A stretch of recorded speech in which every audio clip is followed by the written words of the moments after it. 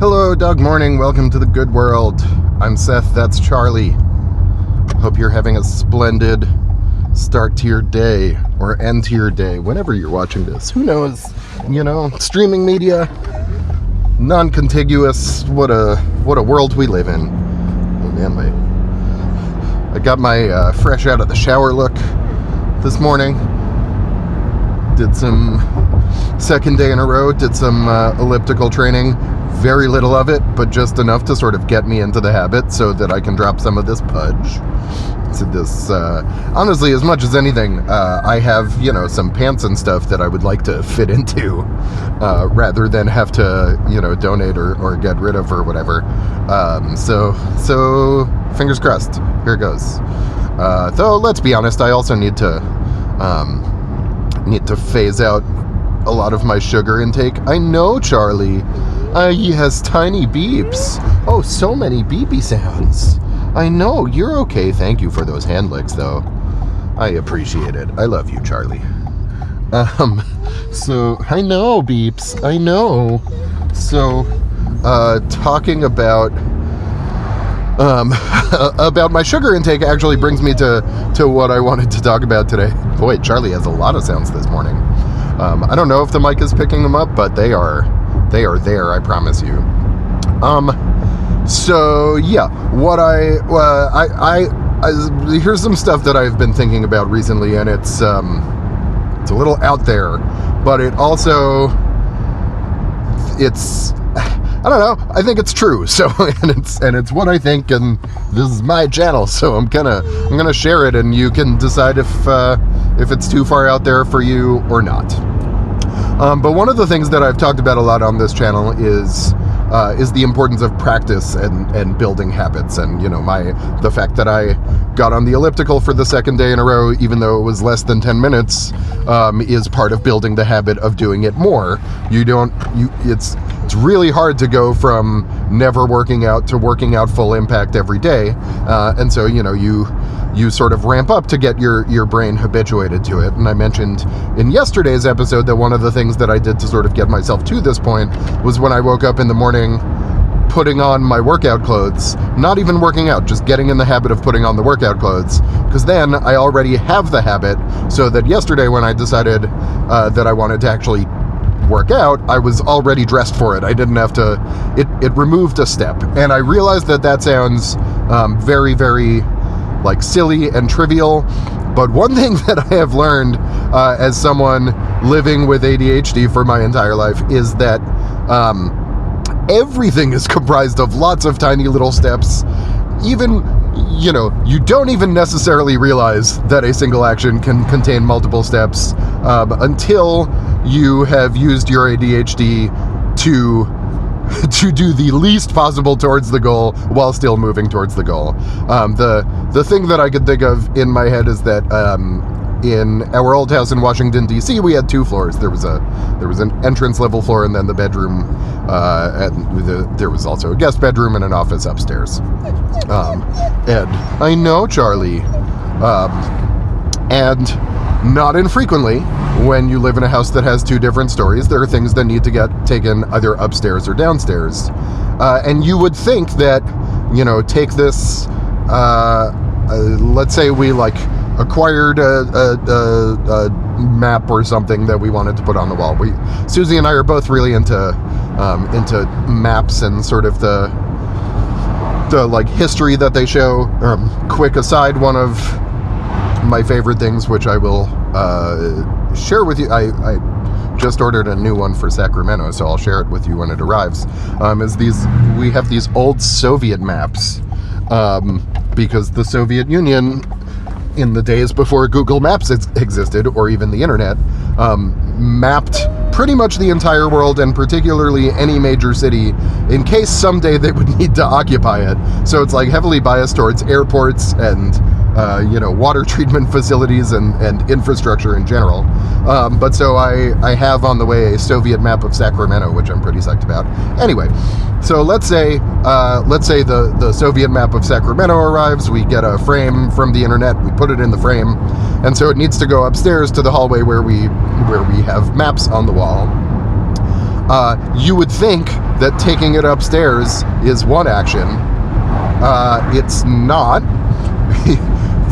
First, there's taking it to the bottom of the stairs and leaving it there for the next time that I go upstairs, so that the next time I go upstairs, I'm already doing that, and so I can be, I guess, a little more efficient is what my brain is trying to do. I don't know. And then, then it's go and find the hammer and nail and picture hanger and get those into a room adjacent to where the thing is going to go on the wall. And then, there are a series of steps. It's not one step. And so the more you can actually break things down into those steps and work towards them, the more effective you're going to be at getting towards your goal. If you're trying to build a habit, you want to start habituating those steps kind of one at a time. But this is part of a larger thing, and I'm digressing a little bit. Here's the larger thing. Our brains are adaptation machines. Like, above and beyond anything else that our brains can do, they are designed to look at the environment around us and adapt to it. And particularly, they adapt to deal more with the things that they encounter more often. And to engage more with the things that they encounter more often. So, I mentioned earlier, I want to try to cut back on my sugar intake. My taste buds, because I grew up eating a lot of sugar, my taste buds have gotten really, really good at tasting sugar, and they really enjoy sugar in a way that they don't, for example, enjoy the salmon that we had for dinner as much. We had salmon for dinner last night. Susie made an amazing, delicious salmon, and, my mouth is like, well, this isn't high fructose corn syrup, so I'm not as into it as I could be. And that is because literally anytime in your brain there is or not just your brain, your whole nervous system, of which your taste buds are a part, anytime there is a connection between two parts of your nervous system, that connection gets a little bit stronger. And anytime there is a connection that doesn't get used, over time it gets a little weaker. But those individual reinforcements don't do a whole lot. It really takes repeated use, and then your brain is like, oh, okay, this is now a thing I need to adapt to. It's not a one-off. This is going to become a regular thing, and so I need to adapt to it. And so if I ate salmon multiple times a week, then my brain would start to be like, oh, okay, we're going to get some more salmon. Let's, get the salmon gear in place. The same is true for exercise, right? Oh, okay, we need to be able to exercise more. Let's get ourselves a point to where we enjoy it, and it's not just a chore that we're telling ourselves to do, but let's adapt the connections in our brain so that getting on the elliptical is now a thing that we are prepared for and engaged with, and it's good. And so that is basically what our brains do. I was talking with a good friend of mine who's a psychologist a couple of weeks ago, and we were talking about evolutionary psychology. And, evolutionary psychology is difficult because on the one hand, most psychology is probably evolutionary. On the other hand, it is impossible to prove any of it, and it's all just kind of guesswork. But one thing we were talking about is, what is your brain fundamentally trying to do? We have all of this cognitive ability, and from an adaptation perspective, from a survival perspective, our brains have figured out that the very best thing they can do is use their power sparingly. It is conserve energy, because thinking really hard takes a lot of energy out of you, right? If you were in school and you took a test, by the end of it, you're kind of tired. If you read a really dense book, by the end of it, you're kind of tired. If you have a difficult conversation with someone or just think through some difficult things, by the end of it, you're tired. Thinking takes a lot more energy than we often realize. And so our brains have actually evolved to view thinking as a task that requires resources and to be sparing in how often we use those resources of thinking. Your brain is doing it because it sort of assumes that one day you may get chased by a bear, and so if you're tired from thinking too much about the meaning of life, then you won't be able to get away from the bear. We are fortunate that we, unlike our ancestors, don't live in an environment where we are likely to get chased by a bear. It happens to some people sometimes in some places, but most of us are not going around in our day-to-day lives worried about bear attacks. But our brains are still avoiding thinking because they are trying to conserve that energy.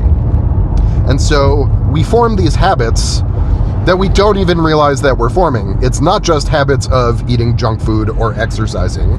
It's also habits of thinking, and particularly habits of coming up with reasons not to think, right? If someone, let's say someone comes to you, you're having a conversation, and you say something about, let's say you're having a conversation with me,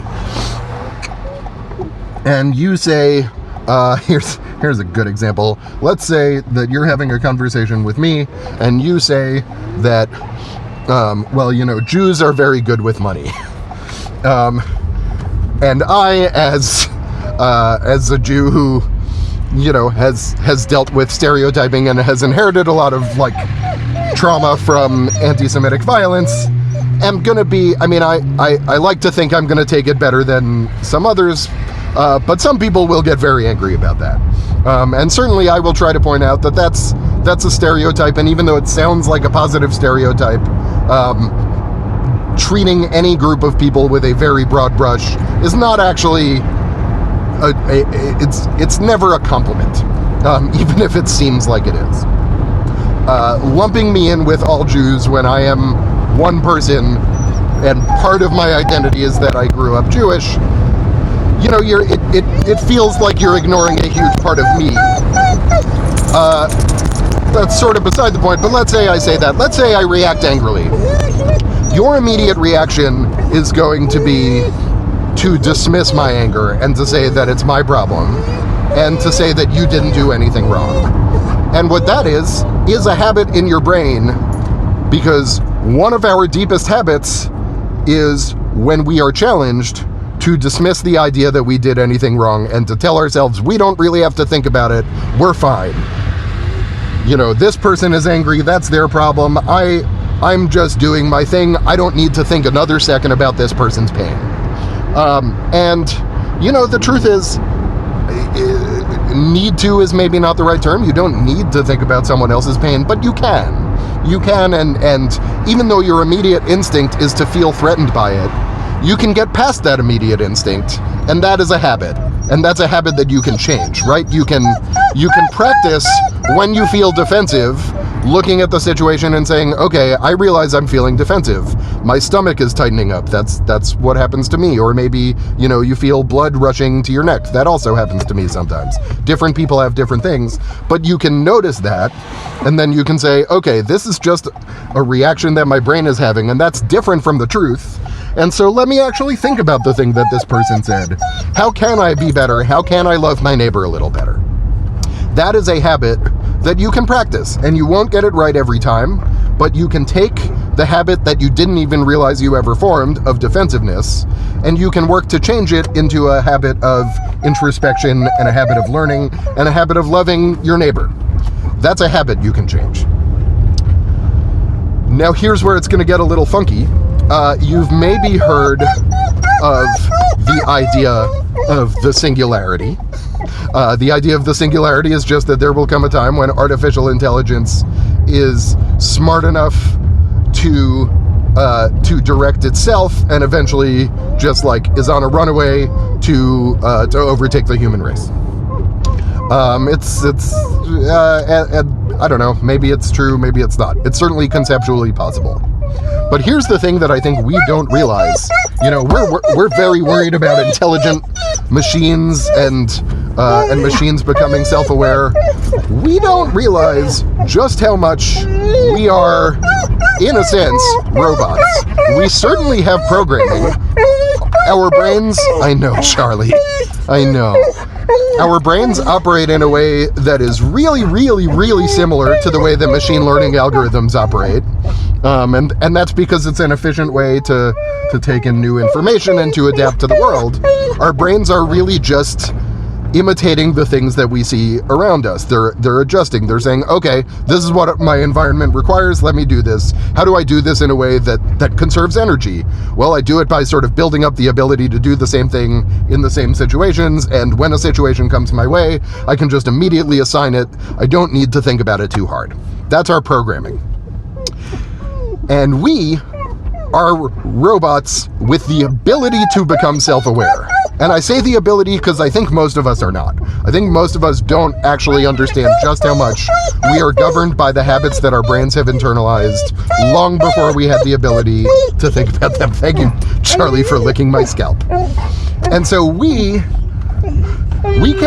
are robots who can become self-aware and who can reprogram ourselves. That's the thing. It's not actually that hard.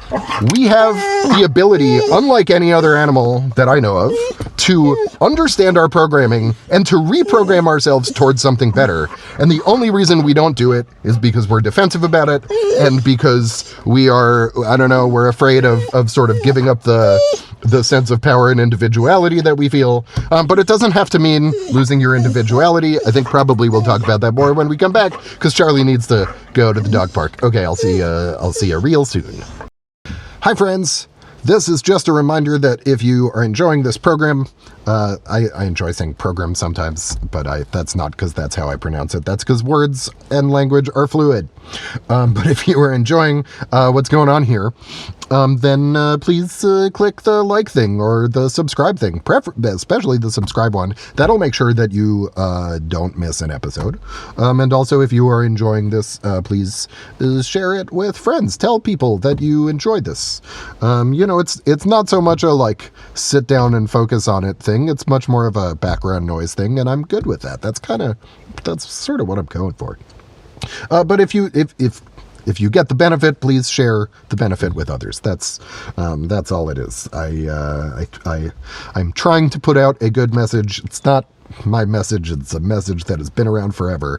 But we tend to lose track of it when we get wrapped up in stories of, individual greatness and superiority and all kinds of stuff. And I think we can all share a nice little message about how all of us have the potential to be good if the environment suits it.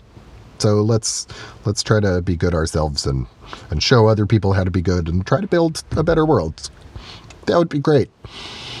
And I guess what I'm saying is that my YouTube show is the thing to do that. I don't think it's the thing to do that. I think it's a thing that can be part of it. All of us need to be involved in it. This is my part. Anyway, share things, please. Great.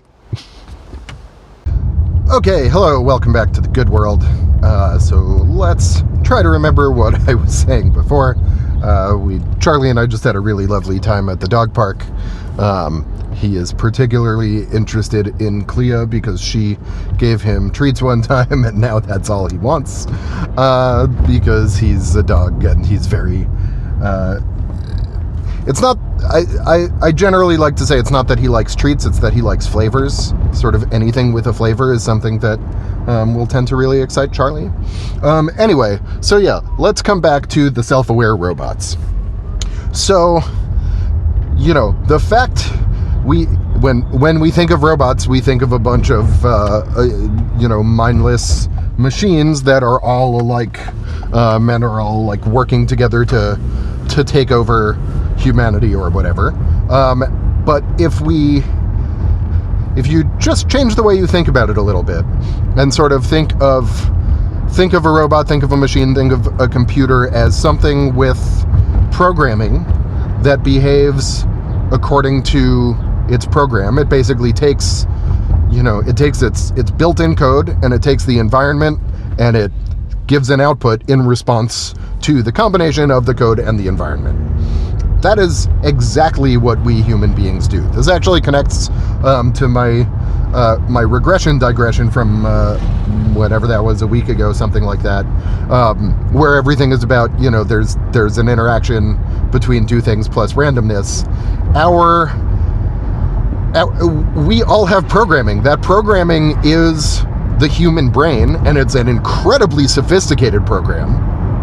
It's far more sophisticated than any code that any human being could write themselves. But it is programming, and it's an algorithm, and the algorithm is basically like, okay, when certain things happen in the environment, then I'm going to learn and update what I do, and that updating is actually a really big part of it, right? Because the code in our brains doesn't just do the same thing again and again and again. Sometimes it does. But what the code in our brain can also do, my example with sugar and salmon, right? Our brain, okay. Sorry, there were some cones. I was trying to figure out if it was construction that I wanted to go around, but it's fine. It is off the side of the road. Also, sometime soon-ish, I am going to switch away from doing this while driving, because it doesn't feel great from a safety perspective or from a normative perspective. As much as anything, it was just about getting me to build up this habit and this practice of recording this and sharing my thoughts and all of that. It's a start. It's not an end. Who knows what an end will look like and when it will happen. Actually, let's go this way.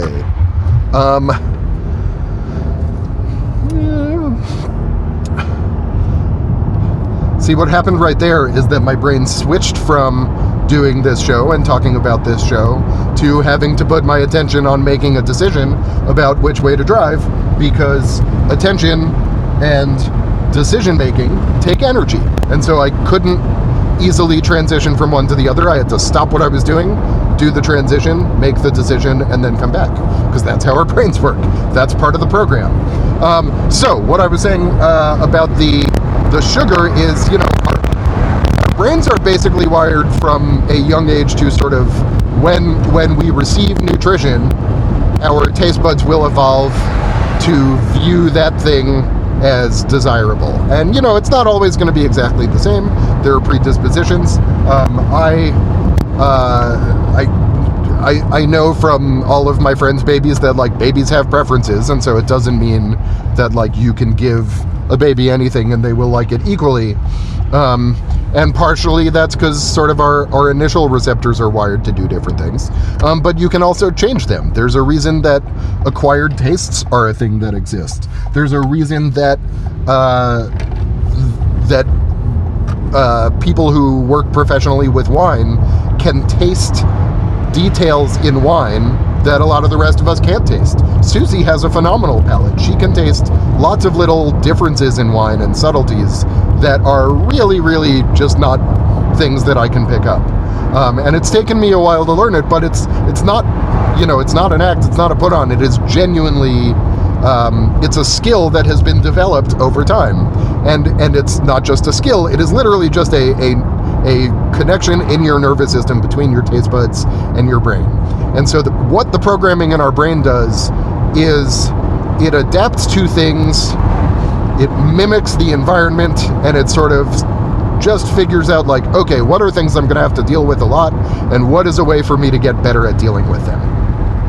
And that combination of things is where it's really important, because we are not at the mercy of our programming. We can shape our programming by giving our brains more exposure to the things we want it to do. And so if you're trying to if you are trying to be less angry, then practicing meditation is a way to give your brain more exposure to calm and to peace. And then your brain will get better at doing that more often without you having to implement it specifically. This kind of the technical term for it is neuroplasticity. And it's much easier when you're a kid. Kids' brains are much more flexible, but it's still there as an adult. But the fact that it gets more difficult is why we have things like addiction and sort of difficulties overcoming it, and why you can even relapse after a really, really long time of sobriety, is because no matter how much you dull a habit, it will rarely go away, but you can increase certain habits relative to others. And so that's why the solution for changing a bad habit is less about changing that bad habit and finding something to substitute in its place that is not as bad. And so we can substitute our anger and our defensiveness for calm and for compassion and for understanding. Those are things that we can choose to practice, and we can choose to reprogram our brains away from defensiveness, away from violence, away from anger, and towards a higher level, enlightened understanding of the world and of ourselves and of each other. That is a choice that we have to make. And so coming back to what I was saying when I got to the dog park, we think of robots as completely de-individualized, but what's amazing about human beings is we are programmed and we are robots in a way, but we are self-aware robots who can shape our own programming towards whatever we want to be. And so we don't have to conform. We can be individuals, but being an individual doesn't have to mean being violent or being angry or being judgmental or being cruel. Being an individual can mean the difference between liking cheese and liking baseball. You can also do both. I like both cheese and baseball. For some people, it's a choice. That's also fine. But we have all of this freedom to choose who we are in ways that are healing and that involve personal growth and that involve sort of mastery of a skill that we otherwise wouldn't have.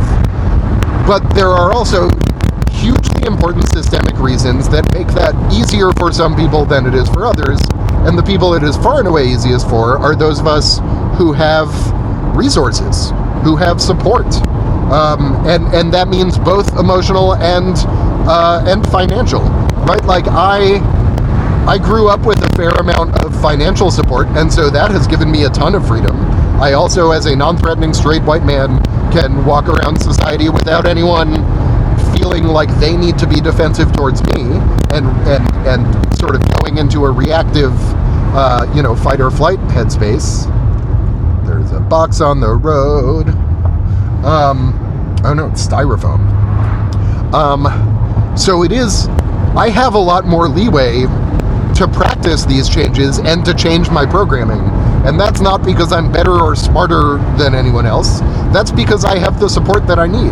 And quite frankly, it wasn't just the financial support. It really wasn't until I hit my 30s and found a really good therapist and found a group of friends who, my group of friends have always been supportive. But I have an additional group of friends. But I also found a partner who not only was able to support me, but who I was willing to let support me and who I was willing to support.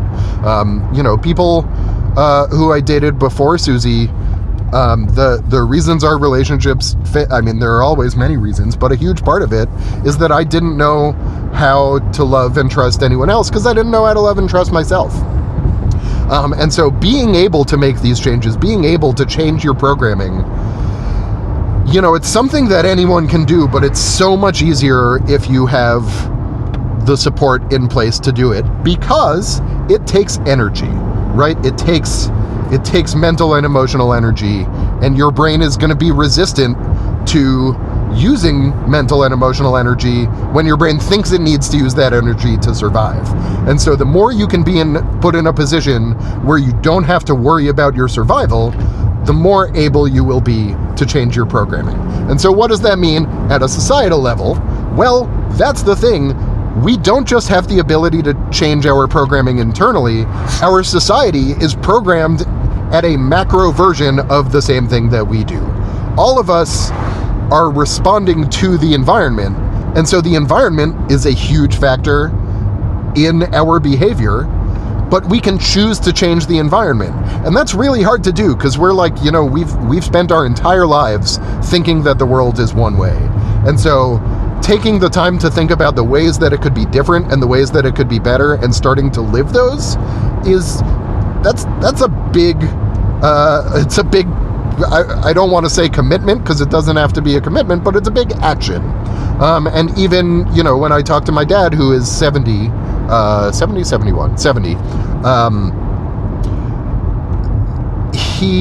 when I talk to him about these things, he is much more fatalistic than I am. And I understand that because in his life, the kind of change that I am trying to make has never happened. Look, it's never happened in my life either.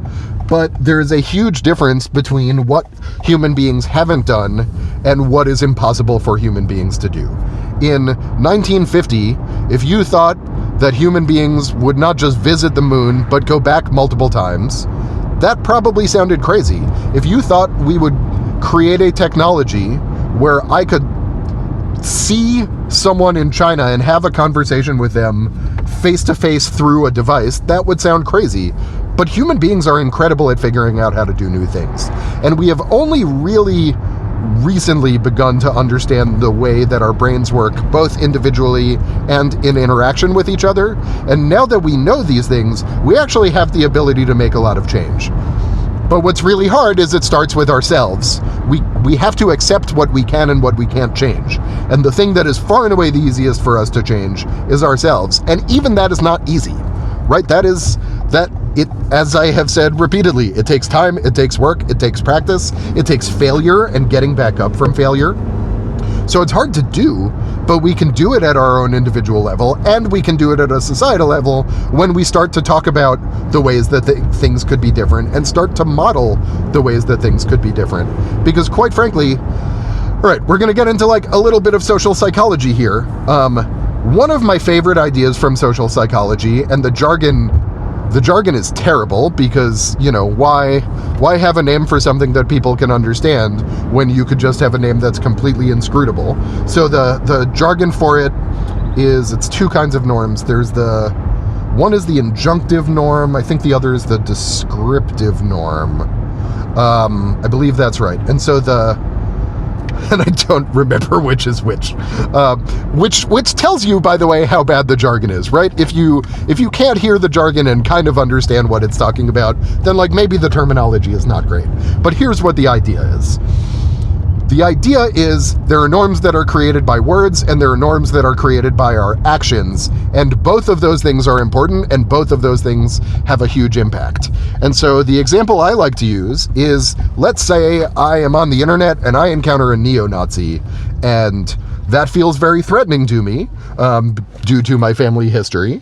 And so let's say my response, I know, Charlie. I know, we're home. I'm going to let Charlie out and keep talking because I have a little more to say. And I don't want Charlie to feel sad. Okay, come on. Here, let's take your leash off and I'll let you go inside. And then I'll come right back. Okay, come on, Bubs. I know. Beep, beep, beep. Yes, beep, beep, beep.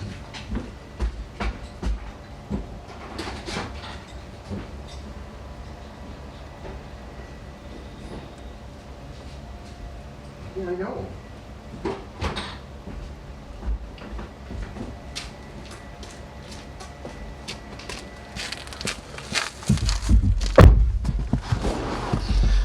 Okay, social norms.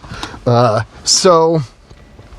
can my car off. So it's words versus actions, right? And so the example I was starting to go with is, let's say I'm on the internet.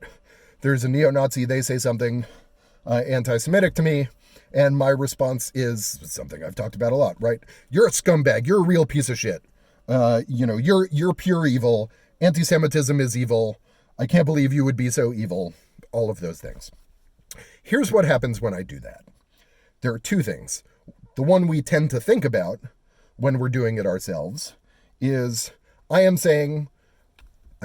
giving voice to the norm that anti-Semitism is evil. I don't think that's a bad thing. Anti-Semitism can do a whole lot of harm, and I can't think of an example where it's done anything good. Any kind of hatred of an entire group, I cannot think of a good example, and I can think of a lot of harmful examples. But the thing that we don't think about is the other part of the norm that we're reinforcing is the actions norm. And that is basically us saying violence, it is us modeling emotional violence for other people, right? It is us showing, oh, here's what you do when you see a bad person. You treat them with disgust and outrage and cruelty and emotional violence. And it's such a strong instinct because it comes from the defensive part of our brain.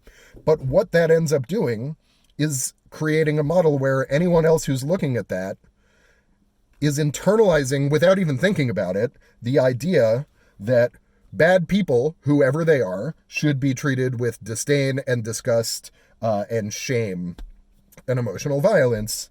And what ends up happening is that a lot of people take that interaction and they just maybe they do internalize the idea that anti-Semitism is bad, but they also internalize that violence and they just take it with them and take it out on someone else. Because a huge part of what we do is we just mirror the things that we see other people do, right? That is another huge part of our programming, and it's a way that our brains respond to the environment is just by, it's fully a monkey see, monkey do. Right? We see someone do something, our brain says, okay, that is the way to behave in that situation, and so that's how we behave in that situation. And what ends up happening is that over time, the anger is not just direct. First off, the reason that people become anti-Semitic isn't that they are evil or a piece of shit. It's that something has happened in their lives to make them feel that that is the right path. I don't think it's the right path, but I think if we want to get them on the right path, we need to show them where it is instead of just telling them that they're bad.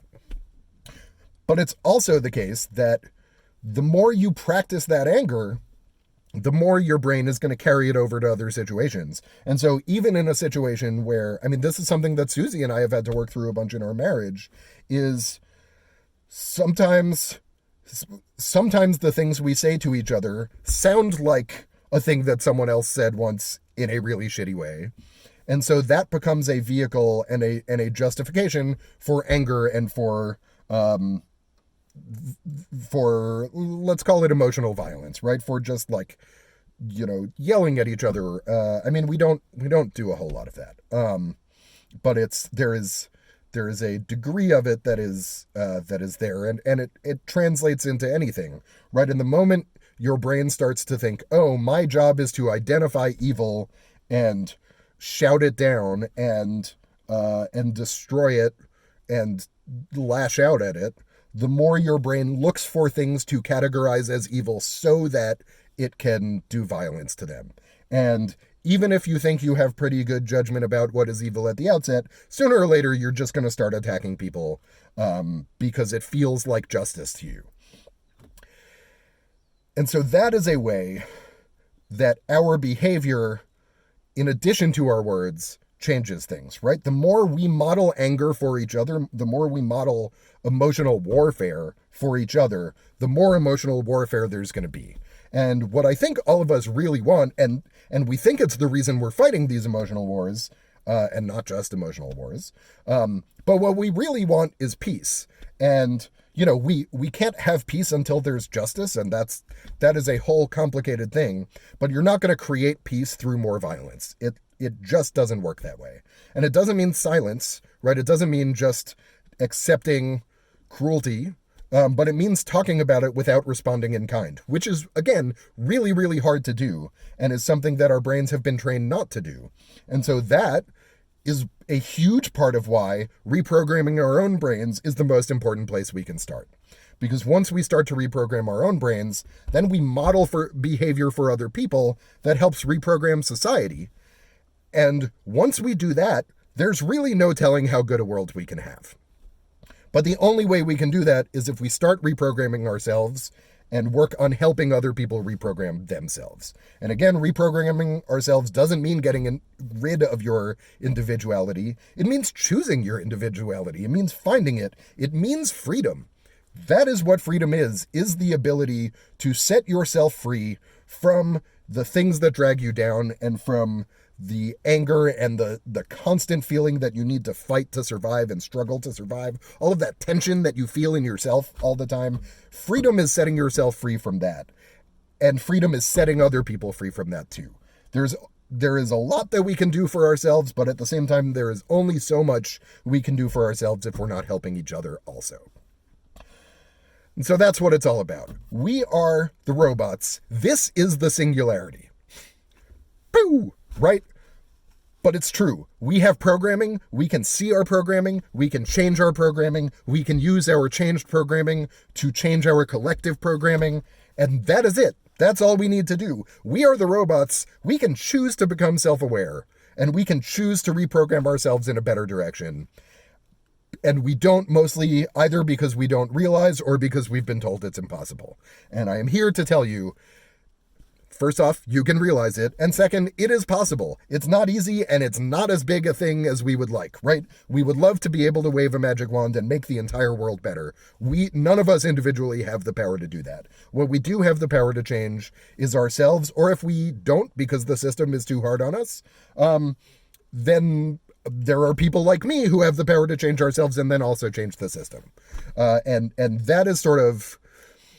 So individual responsibility is a term that gets thrown around a lot. And to me, that is the meaning of individual responsibility. Individual responsibility is not about telling other people that their problems are their own and don't affect you. Individual responsibility is about taking charge of what you can control in your own life and really choosing to make your own life better to the extent that it is possible, and choosing to reprogram yourself in a way that will put you in a position where you can help other people reprogram themselves. Individual responsibility isn't about our distance from each other. It is about figuring out what we can do for each other as an individual. You know, I've said before that I think bad ideas are never used for harm. Only good ideas are used for harm because they get twisted. Because if it weren't a good idea, no one would listen to it in the first place. But you can take a good idea, like individual responsibility, and you can twist it to use it as a means to shut someone else down. And shutting someone else down is just... It is never an effective approach. It is never a solution to the problem. It is a way to avoid the problem. And you know, if the person you're shutting down is a neo-Nazi, the alternative isn't to just let them spew a bunch of anti-Semitic nonsense. It's to try to talk to them and to try to listen to them. And I want to be really clear here. I am not saying if you are traumatized that it is your responsibility to talk to the traumatizer. I am saying that if someone is behaving in a way that is cruel to other people and you, like me, have a position, are in a position where it is not traumatizing to you to just engage with them and to try to figure out where their pain is really coming from, you have the ability to help if you can. But it's not about your responsibility, your obligation, any of that. Your responsibility is to figure out how to take care of yourself so that you can live a life of peace. It is not your responsibility to bring peace to other people. But if you have the ability to have that peace within yourself, you have an opportunity to help other people find peace, even if they are currently caught in what they think is a war for the soul of humanity. Because that's most of what it is, right? They've been taught to think that something we've seen a bunch of lately is like great replacement nonsense, which is basically the idea that demographic change is part of a conscious decision by some mystical force somewhere to erase white people from America or Europe or wherever. And you know, the idea that demographic change is anything but a constant throughout history is a little absurd and is honestly just a little intellectually lazy. And again, our brains are wired to be intellectually lazy, so I understand why that is. But the idea that we are in a war for our survival is something that it really resonates in our brains, right? Survival instinct is the core of what is in our brains. And so it is not surprising that that narrative would be appealing to people and that it would really take hold. But if we try to destroy the people who have come to believe in that narrative, all we're doing is reinforcing the narrative. And the narrative is nonsense. People everywhere are just trying to live their lives. That's all people have ever been trying to do. And they're different kinds of people from all kinds of places, and they look different, and it's fine.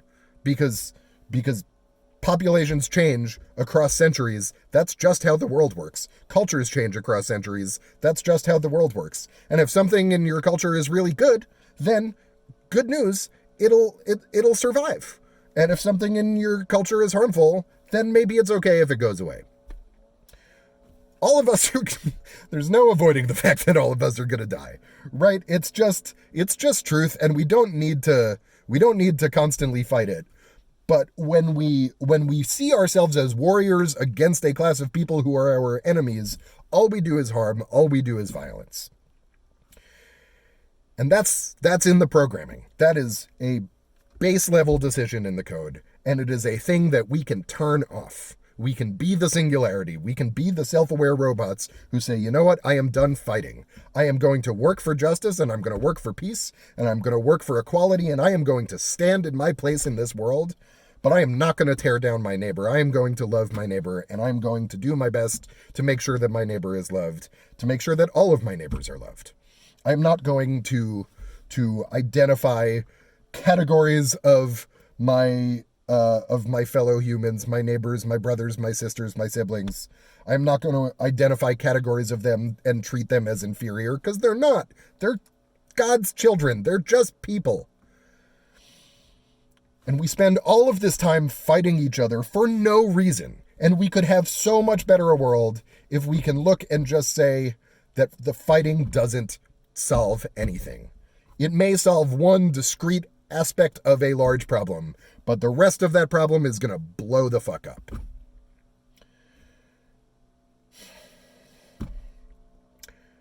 We can reprogram ourselves with practice. And that is a hard thing to do, and it takes time, and it takes work. But it is worth it, and it will be so much worth it. It will be so very worth it if we can get to a place where enough of us are doing it to really make change. One of my guests I have talked with on this show one time was Dr. Erin Baker, who is a fucking awesome human being. And one of the things she talks about is ROI is not return on investment, it's ripples of impact. How are the things that you are doing rippling out to have an impact, to make change for other people, to influence other people for the better? And that's a thing that all of us can do. None of us can on our own make big enough waves to change everything. But all of us can create ripples that reach other people who create other ripples. It's all webs within webs. That's a thing I've said before, but it's true. It's a whole big ecosystem. And when we fight each other, we poison the ecosystem. And the fighting is in our programming. But we can stop when we reprogram ourselves. Okay, I'm getting a little redundant, and it's lunchtime. So I'm going to take a break, and then I'm going to come back, and we'll do some meditation practice, which, guess what, is a huge way that I work on reprogramming myself, and you can too. All right, I'll talk to you soon, self-aware robots. Please like and subscribe. Please like and subscribe. Please like and subscribe. Please like and subscribe. Please like and subscribe.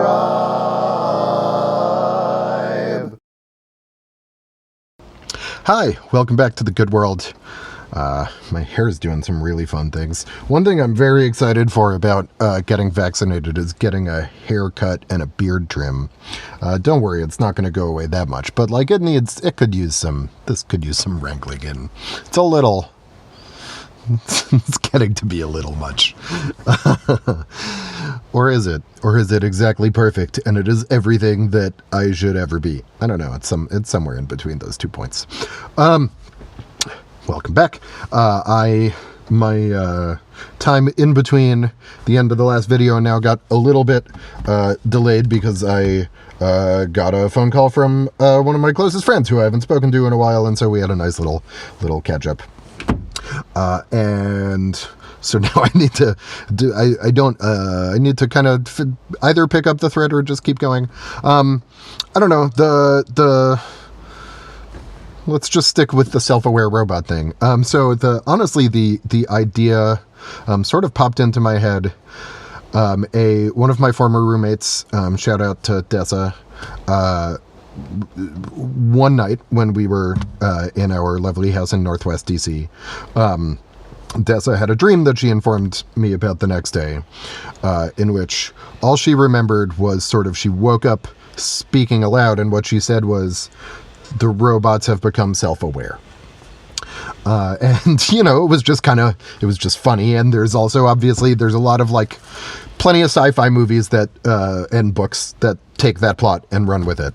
But there was a day at some point last year when Tessa and I were catching up, and I sort of had this moment of like, she asked me how I was doing, and I was just kind of like, I feel kind of like I am a robot who is becoming self-aware. And everything that I've been saying sort of throughout this episode, I think is what I meant by that.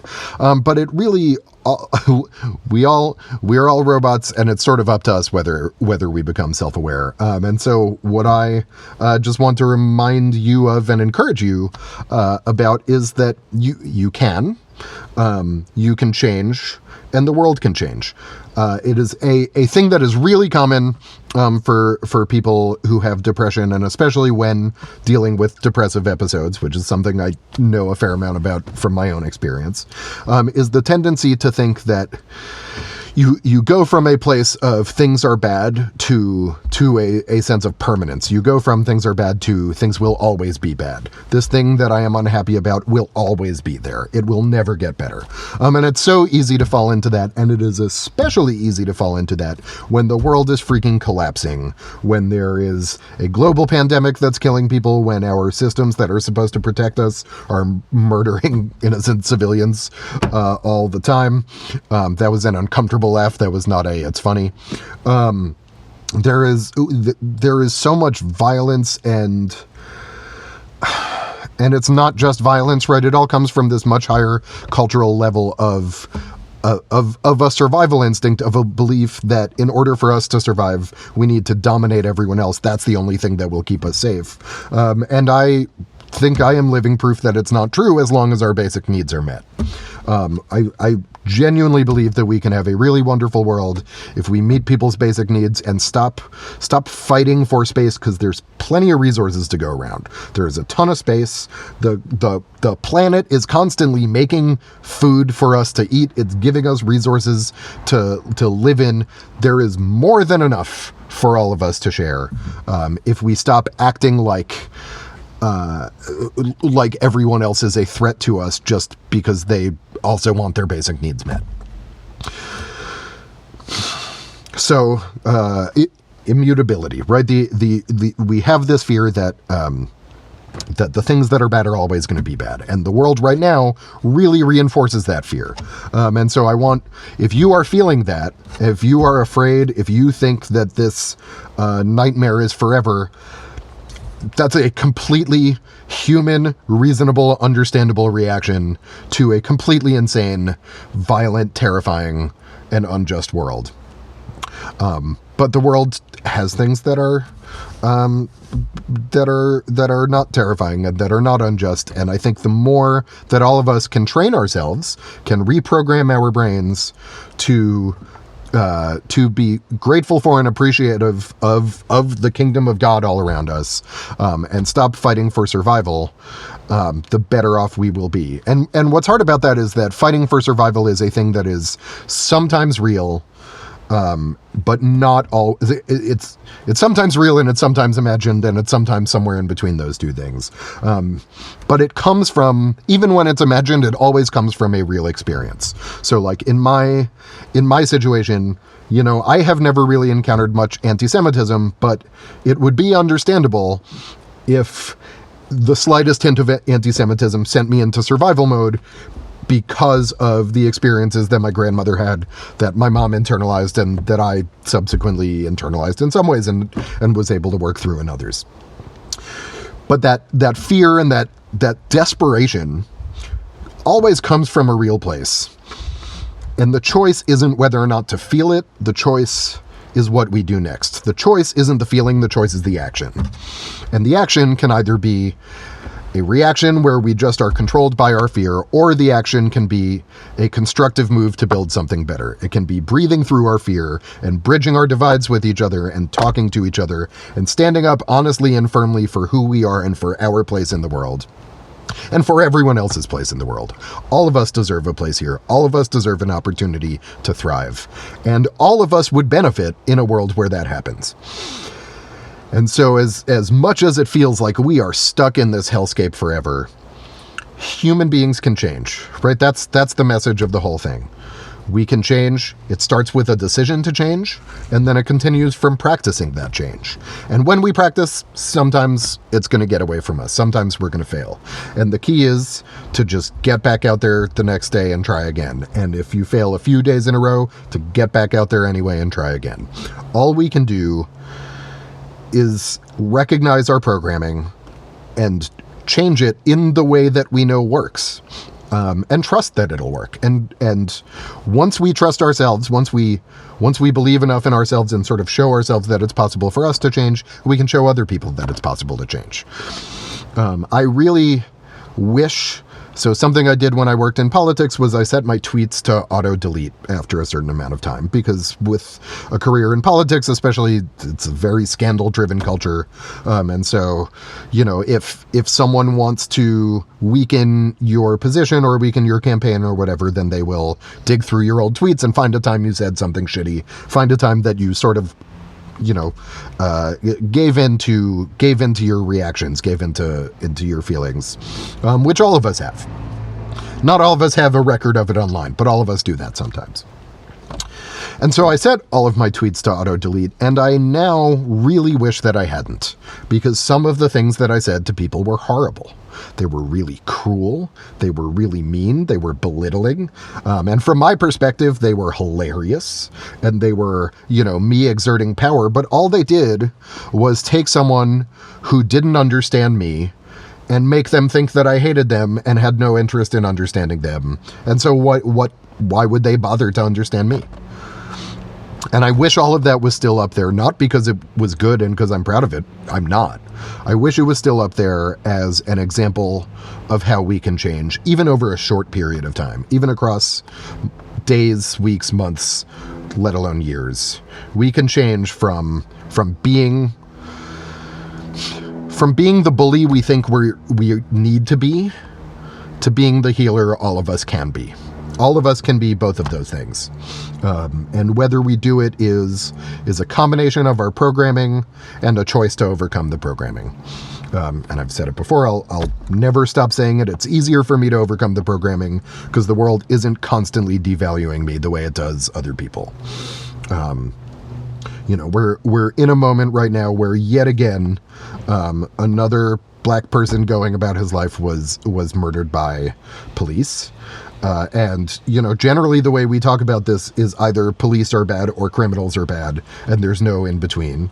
But the reality is everyone is just people, and police have, in a lot of places and cases, been trained to view every interaction as a threat. And so if you've been listening to this show, if you think an interaction is a threat, you're going to be really defensive, you're going to be really on guard, and you're probably going to be much more easily provoked to violence. And so if you go into an interaction expecting that the person might try to kill you, and you have a gun, you might be a little more likely to kill them, whether or not they actually deserve it, as though the idea that someone can deserve to be murdered is plausible and not just a reaction to our insane violent society.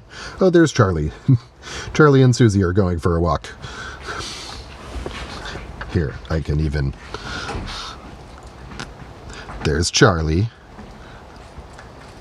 There's Susie. Say hi, Susie. Hello. Are you on I'm trying to get in the car now. That's true. Hi. Hi. Hi. Yes, that's your paws. Hello. Hello. Human, where are we going?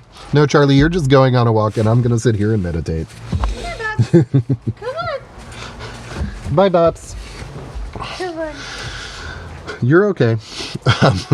Sorry, that was a digression at a kind of unfortunate bit of timing, but also does line up with things I've been saying before about how the world will throw good things and bad things at you nonstop. But just to finish that thought, the idea that, sorry, got a notification. The idea that someone can deserve to die and that we are qualified to judge that is absurd and is just... Talk about a narrative that we've inherited, right? We've never really... We don't actually stop to think whether whether it makes sense to kill people because we're afraid of them, and whether that does any good. Because it doesn't, because violence just leads to more violence. Even if you can identify one specific good thing that came out of an act of violence, you will miss dozens more that do a lot of harm. And that's the thing that I've come to realize, right? And that's why I have changed my behavior in terms of bullying people on the internet, because even though that's not physical violence, it's still emotional violence, and it still came from a place of me trying to assert my own status over someone, as opposed to trying to understand someone and trying to communicate myself in a way that they could understand. Because even emotional violence, even anonymous online violence, is poison to the entire ecosystem of our whole social web within the web within the web.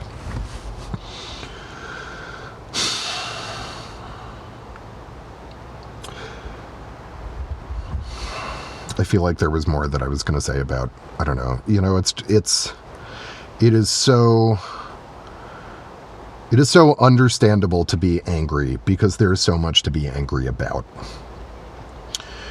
And we can't ignore the anger, and we can't just glide past it, and I often sort of talk about getting over our anger, and I talk about it in a way that is a little glib and a little shorthanded, but that takes work, and it takes a lot of emotional energy. But it's also necessary emotional energy, because otherwise we can't do anything. We're just held captive and controlled by our fear and by our instinct for preservation and for survival. And so, in my view, the one very important thing we can do for our society is, where possible, take our own steps towards de-escalating the level of tension, the level of anger, the level of survival instinct. Not to end the conversation, but to start the conversation. Because as long as we're shouting at each other, we're not listening to each other. And people like me, people who have grown up, straight and white and male, and with money, and access to power, we can stand to do a whole lot more listening. And when we spend our time insisting that we're just doing what we're supposed to, or that someone else is bad and they deserve what they get because we deserve what we get, because really the world is just, and how could you ever question that all of the things that I have might not be earned? I'm great. Right? That's what we do. And you can see by the end of that, it turns into its defensiveness. It's not reality, and it's not listening. We can all get better at listening to each other. And people like me in particular can get better at listening to people who are not like me. Because the world hasn't been easy for me. It hasn't been easy for anyone. But the fact that it hasn't been easier for you doesn't mean we should make it harder for other people. Doesn't mean that people need to suffer just to justify your existence. We don't need to suffer this much. None of us do. There's an amount of suffering that's always going to exist in the world, right? There's I don't even remember where it's from. It might be biblical. It might not. I know it from the play Arcadia by Tom Stoppard, theater kid. But there's a story, a myth about Arcadia, which is basically the Garden of Eden, paradise. And people have entered Arcadia, and it's beautiful, and there are trees and fruits and rivers, and everything is wonderful. And they kind of are exploring, and they get to the back, and there's some stone that's sort of covered up by ivy. And so they pull aside the ivy, and on the stone, they see that it's a gravestone, and there's a skull, and it says, "Et in Arcadia ego." I apologize, my Latin pronunciation is... I am not an ancient Roman, nor am I a Catholic priest. So I apologize for my Latin pronunciation. But "et in Arcadia ego" means, literally it means, "and in Arcadia I am." More sort of conceptually translated, it means, even in paradise, here's death. Right? Even in this paradise that we live in, the kingdom of God that we all live in, there is death. There is just natural pain and tragedy and grief that happens.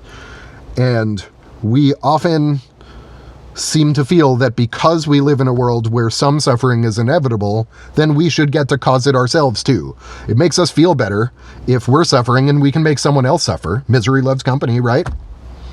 But all that happens is they turn around and they're suffering and they make someone else suffer, or they make you suffer back. It never actually ends the pain. It just keeps going in an endless cycle. And we are in paradise. And even in paradise, there is death. Even in paradise, there is suffering. But we can accept it and process it without causing more of it, without feeding it. We can feed and nourish a better society if we recognize that we are robots who are programmed to react to our own suffering by causing suffering, and make a decision to reprogram ourselves away from that and practice the path of peace that will get us to truly live in the kingdom of God. Really, really get to that idea. Really get to heaven on earth, because we can have it, and we deserve it. You deserve it.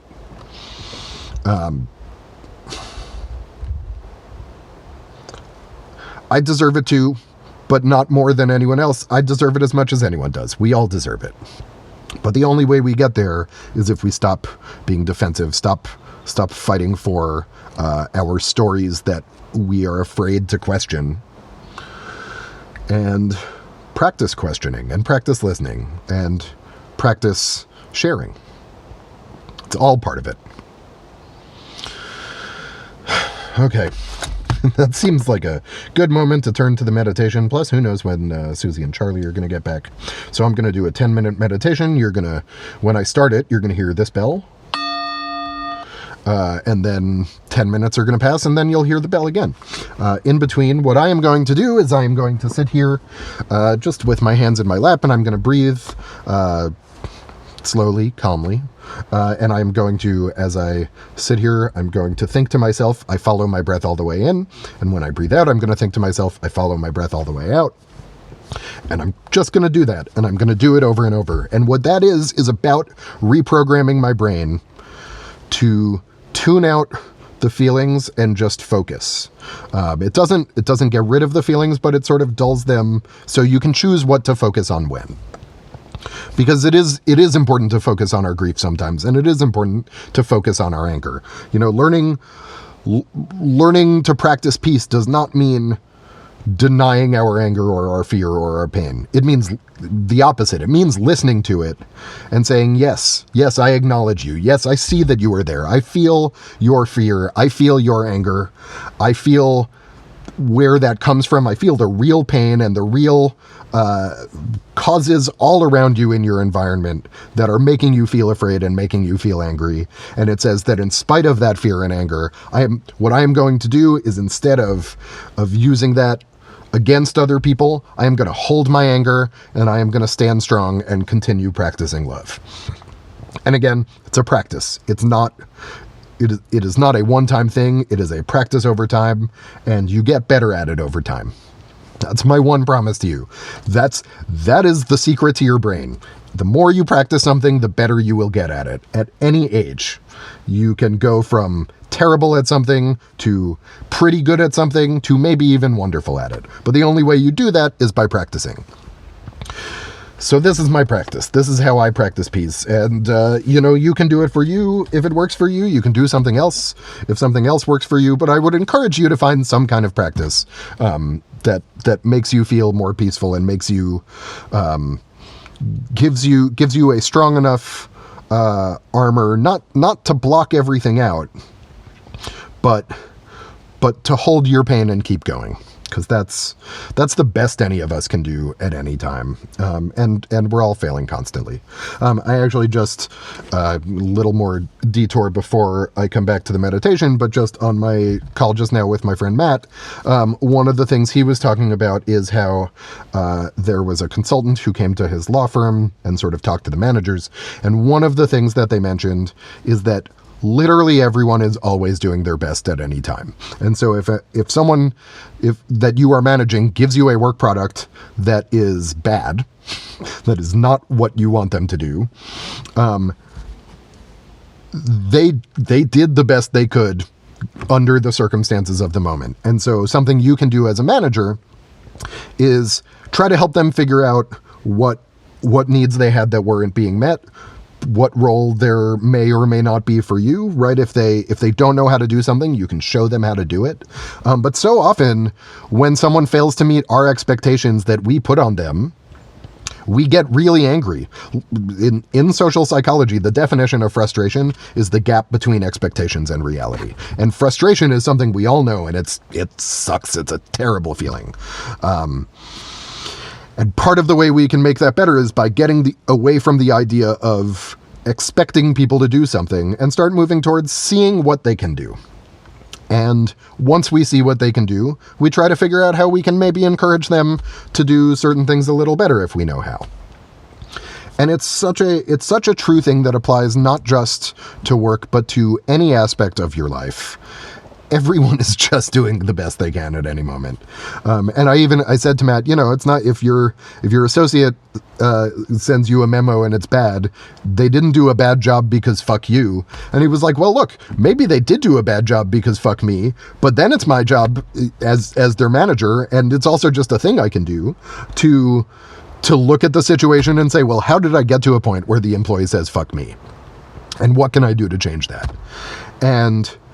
And that's all any of us can hope for from ourselves and from each other in this chaotic, insane, alternatingly violent and horrifying and beautiful and magical world that we live in. Is just to be doing our best and to recognize that everyone else is doing their best and to try to help each other and lift each other up a little bit. That's all any of us can do. And so one way that I do that is with practicing meditation, and that's why I share it on here every episode. And so I'm going to do it again. 10 minutes, follow my breath all the way in, follow my breath all the way out. It's both about sort of calming, it reinforces the, I want to say, parasympathetic nervous system. Boy, jargon. I can never remember the difference between the parasympathetic and the sympathetic nervous systems. But one of them is the part that, it's the fight or flight. It's the survival, the agitation. And the other one is the calming, the peace, the love, and the happiness. And so we're gonna practice soothing our nervous system and reinforcing, because again, the way we reprogram things isn't as much about stopping the anxious nervous system. It's about practicing and reinforcing the soothing nervous system. So that is what meditation is for. It's also useful for, if you have severe ADHD like me, it's very useful for keeping yourself back on a topic. I talked about this a little yesterday, but if your mind wanders, it's also a practice for just coming back. So I'm going to sit here, gonna do the thing, and when my mind wanders, inevitably, as it will, sooner or later I will notice that my mind has wandered. For the first minute or two of mind wandering, I may not. But as soon as I notice it, I'm just going to gently say, oh, okay, my mind wandered, and come right back to, I follow my breath all the way in, I follow my breath all the way out. I really probably shouldn't record this after lunch. I always have so many burps for these. The other thing that the standard spiel that I got here is if you're listening to this while you're doing something else, and you therefore are not able to join me in meditation, that's totally fine. If you want to, you can skip, no judgment. If you want to stick around, I will say that even if you can't sit and close your eyes and meditate with me, there is benefit to you and to your brain of having 10 minutes of silence and just trying to keep your attention on what you're doing. And whenever your mind wanders, if you're chopping vegetables, you can think to yourself, I'm chopping vegetables. You can even identify, I'm chopping carrots, I'm chopping celery, whatever you're doing. And inevitably when your brain starts going, oh, I wonder what's on TV later today, or, I wonder how my buddy Shlomi is doing with his shmagegi. In imaginary Yiddish land, all words start with shma. When your brain goes to that point, you recognize it and you just come right back to, I'm chopping carrots, I'm chopping celery, whatever you're doing. Mindfulness practice is just a really good way. It it is the key to reprogramming your brain, right? It is the key to becoming a robot who is self-aware and who is reprogramming ourselves. So let's fucking do it. Let's do some meditation. Fuck yeah, meditation. It's always fun to curse and also talk about meditation. But that's what we're going to do. I am going to stop this video and I'm going to start it again because it's approaching half an hour and there's a whole thing where video recording equipment is not able to record for more than half an hour in a single take because of tax laws, because the EU at some point decided to put a tax on camcorders, and it was like, okay, how do you define a camcorder? Well, anything that can record video for over half an hour. So we've long since passed the point where technologically cameras and phones are capable of doing it, but a lot of them won't, because then they would have to pay extra taxes on their sales in Europe. Isn't economics great? Unintended consequences. Anyway, we're going to stop and then I'm going to come back and then we're going to keep going and we'll meditate. See you in a minute. Hi, I am back. Oh my, did you hear? I don't know if you heard that. My body just made a sound. That also comes with aging and just Ashkenazi Jewish stomach. It's all kinds of things. But my body made a sound and it was a little hilarious. So I kind of hope you got to hear it, but also if you're easily grossed out, I hope you didn't. Anyway, we're gonna meditate now. Got my Insight Timer app all set up, so I'm just gonna push start. This is gonna be interesting. I kind of have to pee, and I already pushed start, so no stopping now. We got 9 seconds. I will see you in 10 minutes, after which I will really have to pee. Okay, great.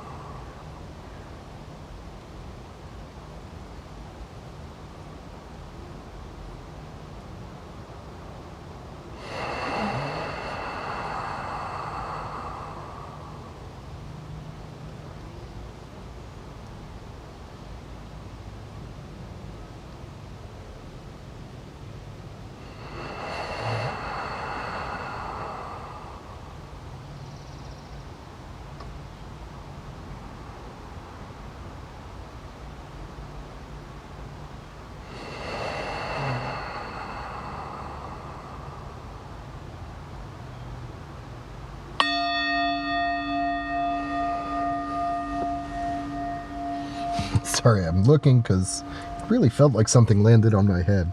I wasn't sure what it was. The good news is that my my need to pee went away pretty quickly, but I had this itch in my nose that lasted for a lot of those 10 minutes.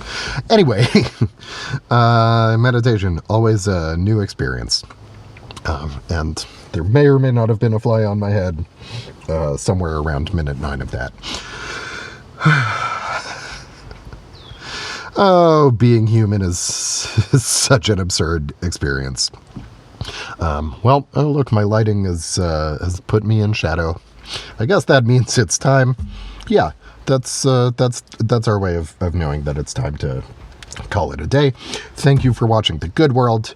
If you are enjoying what is going on here, then please subscribe to it and share it and do all the digital ecosystem whatever things. Tech World.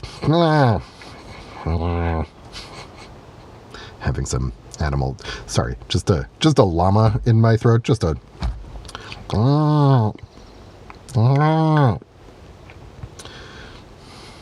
okay, bye.